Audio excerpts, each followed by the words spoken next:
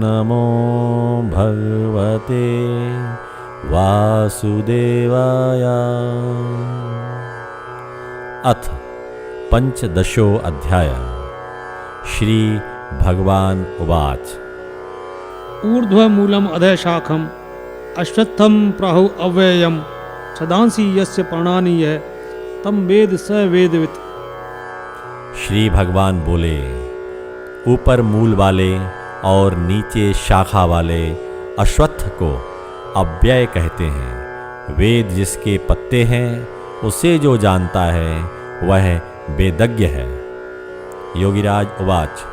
अक्षर ब्रह्म विराट काल की अभिव्यक्ति मानव मस्तिष्क इस शरीर रूपी वृक्ष की जड़ है जो ऊपर सिर में स्थित है। उसका तना नीचे की ओर बढ़ी हुई सुषुम्ना है। सुषुम्ना से निकली हुई नाड़ियाँ उसकी शाखाएं हैं जिनके माध्यम से मस्तिष्क अनुभव करता है।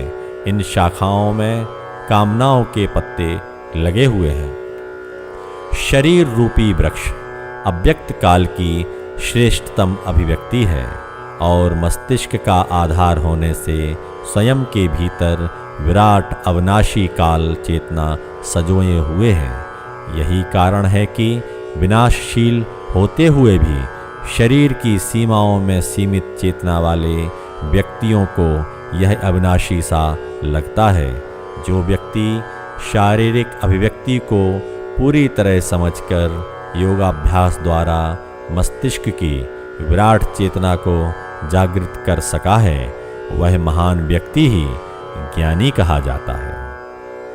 अधः च ऊर्ध्वं प्रसृता तस्य शाखा गुण प्रवृद्धा विषय प्रवाला अधः च मूलानि अनुसंततानि कर्मानुबंधिनी मनुष्य लोके। उसकी गुणों द्वारा बनी हुई और विषय रूप कोपले वाली शाखाएं नीचे और ऊपर फैली हुई हैं। कर्म में बांधने वाली जड़ें मनुष्य लोक में फैली हुई हैं। योगीराज उवाच। इस मानव शरीर में सत्व रज तम तीनों गुणों के प्रभाव से, या यूं कहें कि इन तीनों गुणों द्वारा सींची हुई नाड़ी रूप शाखाएं हैं जिनमें इंद्रिय विषयों को भोगने की कामना और आसक्ति की कोपलें अंकुरित होती रहती हैं। ये नाड़ियाँ मस्तिष्क से नीचे की ओर समस्त इंद्रियों तक और इंद्रियों से पुनः मस्तिष्क की ओर इस शरीर में ऊपर नीचे सब दिशाओं में फैली हुई हैं। ये शाखाएं ही सीमित चेतना वाले मनुष्यों को शरीर तक सीमित रखने और उसे कर्म बंधन में बांधने का कारण होती है। न रूपम अस्य इह तथा उपलभ्यते न अन्ते न च आदि न च संप्रतिष्ठा अश्वत्थम एनम सुविरूढ़ मूलम असंग शस्त्रेण दृढ़ेन छित्त्वा। इसका स्वरूप यहाँ वैसा उपलब्ध नहीं होता क्योंकि इसका न आदि है और न अंत और न अच्छी प्रकार प्रतिष्ठा ही।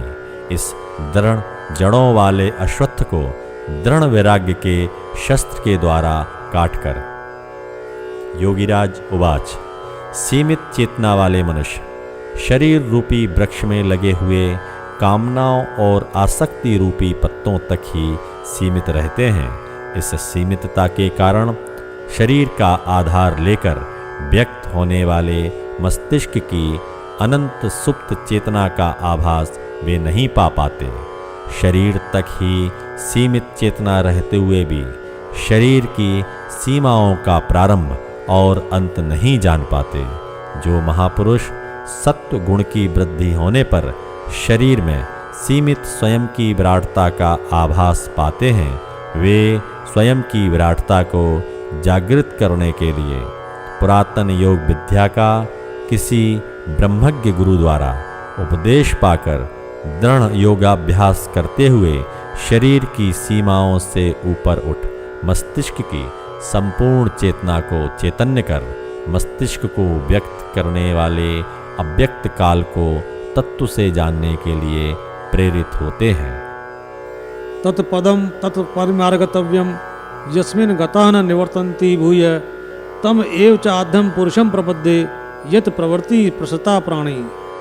उसके बाद उस पद के मार्ग को खोजना चाहिए जिस पर गए हुए फिर नहीं आते और जिससे पुरातन प्रवृत्ति का विस्तार हुआ है, उस आदि पुरुष की शरण मैं हूँ।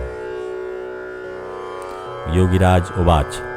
संपूर्ण सृष्टि को व्यक्त करने वाले समस्त तेजों के तेज विराट अव्यक्त अक्षर ब्रह्म काल को तत्व से जानने के लिए वे महान व्यक्ति जो अपने शरीर की सीमाओं से ऊपर उठकर स्वयं की सुप्त विराट चेतना को जागृत कर सके हैं और जागृत हुई चेतना को काल तत्व में केंद्रित कर पाए, वे काल चेतन होकर काल को तत्व से जानते हुए उसके साथ एकाकार हो जाते हैं और फिर शरीर की सीमाओं में सीमित होने के लिए बाध्य नहीं होते।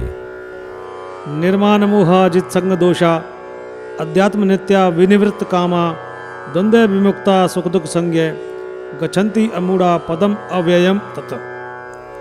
मान और मोह जिनका नष्ट हो गया है, संग दोष जो जीत चुके हैं, अध्यात्म में नित्य स्थित हैं, जिनकी कामनाएं निवृत्त हो गई हैं, जो सुख दुख के द्वंद्वों से मुक्त हैं, वे विवेकी जन उस अव्यय पद को प्राप्त होते हैं। योगीराज उवाच। शरीर और मस्तिष्क के संबंध को जानकर, शरीर की सीमाओं को पार कर, स्वयं की विराटता को जो महापुरुष जान सके हैं, वे शरीर के प्रति मोह से और समस्त कामनाओं से ऊपर उठकर सुख दुख की सापेक्षता को भली भांति जान लेते हैं। स्वयं की सुप्त चेतना को चैतन्य कर लेने से अज्ञान का अस्तित्व उनके लिए नहीं रहता। ऐसे महान योगी अव्यक्त काल में अपनी समस्त चेतना केंद्रित कर उसके साथ एकाकार हो जाते हैं। न तत् भास्यते सूर्य न शशांक न पावक यद गत्वा न निवर्तन्ते तत् धाम परमम मम। उसको न सूर्य प्रकाशित कर सकता है, न चंद्रमा, न अग्नि ही, जिसको प्राप्त होने वाले फिर नहीं लौटते, वही मेरा परम धाम है। योगीराज उवाच। समस्त तेजों के तेज प्रचंड तेजोमय विकराल काल सूर्य और चंद्रमा को अपने अंश मात्र से प्रकाशित किए हुए हैं। उन विराट काल को पुरातन योग का प्रबल अभ्यास करने वाले योगी प्रत्यक्ष देखते हैं और उसके साथ एकाकार होकर फिर शरीर की सीमाओं में सीमित नहीं होते। मम एव अंश जीवलोके जीवभूत सनातन मन षष्ठानि इंद्रियाणि प्रकृति स्थानि कर्षति। मेरा ही सनातन अंश जीवलोक में जीव रूप हुआ प्रकृति में स्थित मन और पांचों इंद्रियों को आकर्षित करता है। योगीराज उवाच। इस शरीर में अव्यक्त काल की श्रेष्ठतम अभिव्यक्ति विराट मस्तिष्क है, जिसकी चेतना उस परम तत्व की अभिव्यक्ति होने से हमेशा रहने वाली है। यह मस्तिष्क ही अपने अंश मन और इंद्रियों के माध्यम से स्वयं को जानने के लिए सीमित सा हो जाता है। शरीरम यत अवाप्नोति यत च अपि उत्क्रामति ईश्वर गृहीत्वा एतानि संयाति वायु गंधानि इव आशयात। शरीर का स्वामी जब शरीर से ऊपर उठता है और जब शरीर को प्राप्त होता है, तब इन्हें वैसे ही ग्रहण करता है जैसे वायु गंध के आधार से गंध को। योगीराज उवाच। जैसे वायु के माध्यम से गंध का अस्तित्व जानने में आता है, उसी तरह गंध के अनुभव से वायु का अस्तित्व जाना जाता है, उसी तरह सीमित प्रतीत होने वाले शरीर से ही मन, इंद्रियों और बुद्धि द्वारा मस्तिष्क की विराटता का आभास होता है और मस्तिष्क की चेतना जागृत होने पर शारीरिक सीमितता का बोध होता है। श्रोत्रम चक्षु स्पर्शनम च रसनम घ्राणम एव च अधिष्ठाय मनः च अयम विषयान उपसेवते। यह कान, नेत्र, त्वचा, जिह्वा, नासिका और मन का आधार लेकर विषयों का उपभोग करता है। योगीराज उवाच, वह विराट मस्तिष्क जिसे प्राचीन ऋषियों ने आत्मा नाम से भी पुकारा, 5 ज्ञानेंद्रियों से श्रोत्र, चक्षु, स्पर्श, स्वाद और गंध को मन के माध्यम से इनके समस्त विषयों के साथ अनुभव करता है। उत्क्रामंतम स्थितम वा अपि भुञ्जानं वा गुणान्वितं विमूढ़ा न अनुपश्यन्ति पश्यन्ति ज्ञान चक्षुषः। शरीर छोड़कर जाते हुए अथवा शरीर में स्थित विषयों को भोगते हुए गुणों से युक्त होते हुए भी मूढ़ उसे नहीं देख पाते, ज्ञान नेत्रों वाले उसे देखते हैं। योगीराज उवाच, उस मस्तिष्क की शारीरिक सीमाओं से परे की विराटता को और सुप्त चेतना के कारण शरीर में सीमितता को और मस्तिष्क को शरीर के माध्यम से इंद्रियों के विषयों को, सत्व, रज और तमोगुण के प्रभाव को वे महापुरुष ही देख पाते हैं, जो शरीर की सीमाओं से ऊपर उठकर अपनी समस्त चेतना को जागृत कर शून्यता की चेतना में स्थित हो सके हैं। इतन्तः योगिनः च एनं पश्यन्ति आत्मनि अवस्थितं इतन्तः अपि अकृतात्मानः न एनं पश्यन्ति अचेतसः। योगी स्वयं में स्थित हुए इसको देखते हैं और स्वयं को ना जानने वाले अविवेकी यत्न करने पर भी इसे नहीं देख पाते।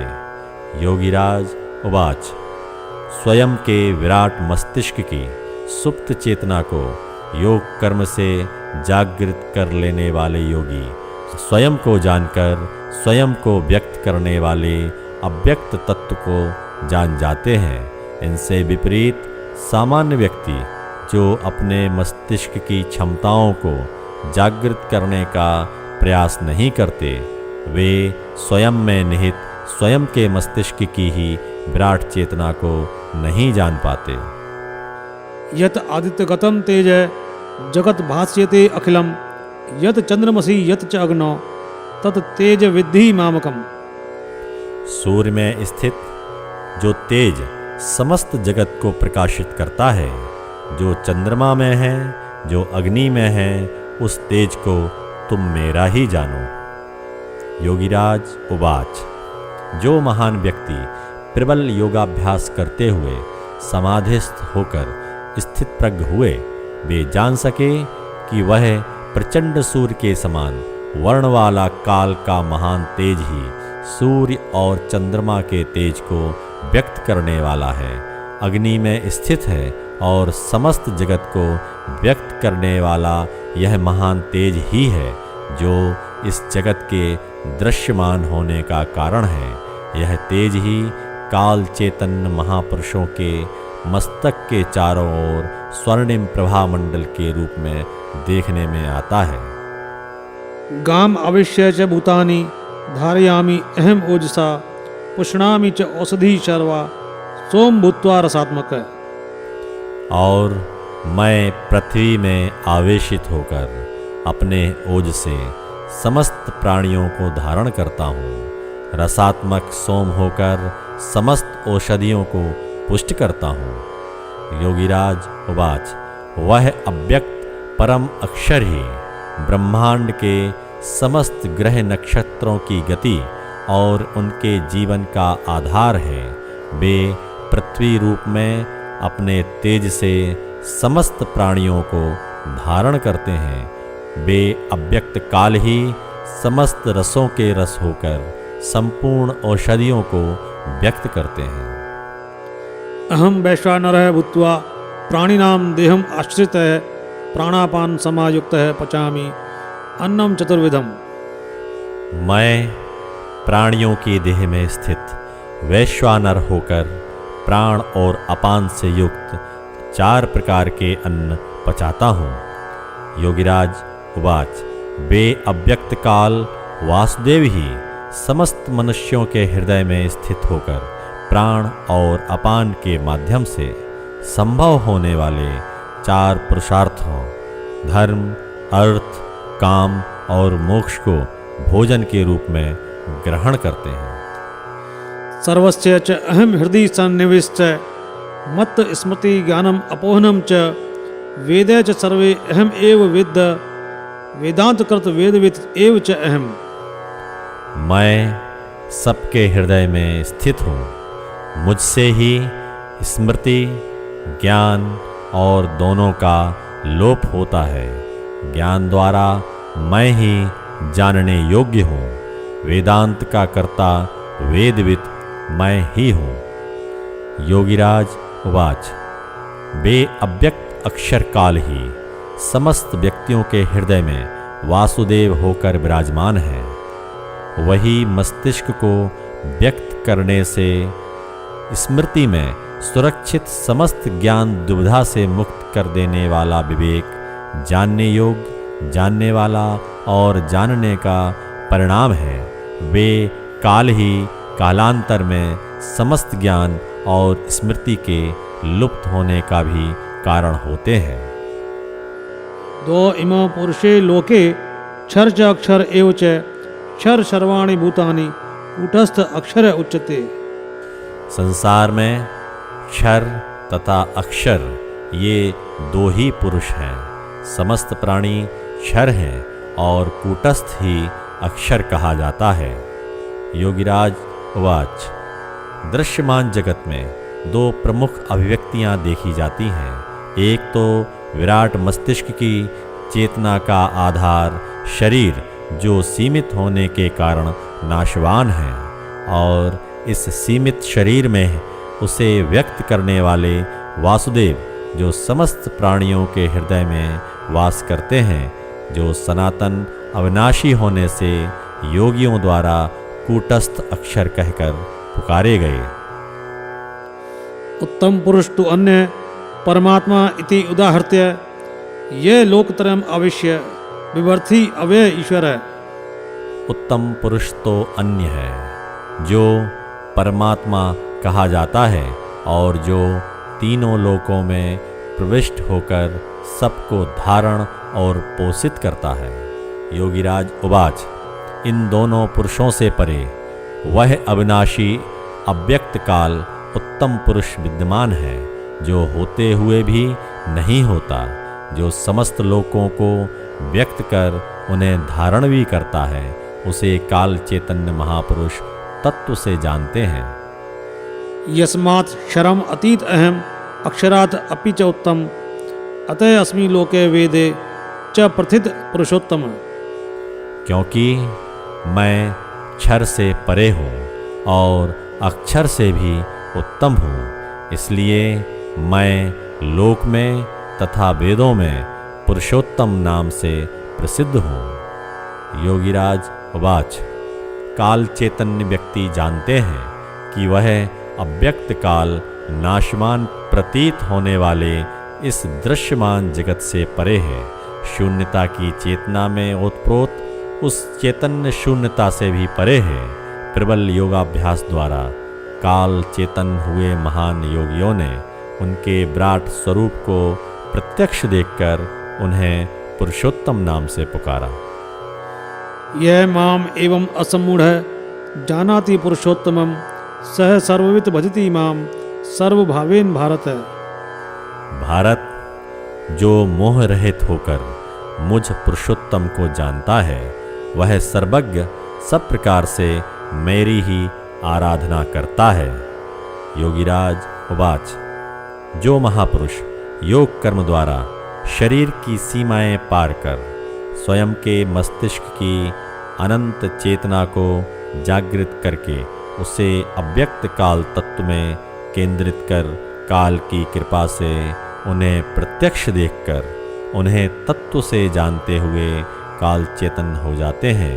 ऐसे काल चेतन ज्ञानी सर्वत्र उन्हीं को देखते हुए उनके भाव में स्थित रहते हुए उन्हीं की आराधना करते हैं। इति गुह्यतमं शास्त्रम इदम उक्तम मया अनघ एतत् बुद्ध्वा बुद्धिमान स्यात् कृतकृत्य च भारत। अनघ, इस प्रकार यह अत्यंत गोपनीय शास्त्र मैंने कहा। भारत इसे जानने वाला ज्ञानवान और कृतार्थ हो जाता है। योगीराज उवाच, जो महान व्यक्ति प्रबल योगाभ्यास करते हुए स्वयं के शरीर में सुप्त मस्तिष्क की गुप्त चेतना को जागृत कर उस चेतना को व्यक्त करने वाले परम गोपनीय काल को प्रत्यक्ष देखते हैं, तत्व से जान जाते हैं, वे काल चेतन महान व्यक्ति समस्त कामनाओं से परे होकर पूर्ण काम हो जाते हैं। ओम तत्सदिति श्रीमद्भगवद्गीता उपनिषत्सु ब्रह्म विद्यायाम योग शास्त्रे श्री कृष्णार्जुन संवादे पुरुषोत्तम योगो नाम 15 ओम तत्सत्। ब्रह्म विद्या एवं योग शास्त्र श्रीमद् भगवद गीता उपनिषद में श्री कृष्ण और अर्जुन का संवाद पुरुषोत्तम योग नामक 15वां अध्याय समाप्त। ओम तत्सत्।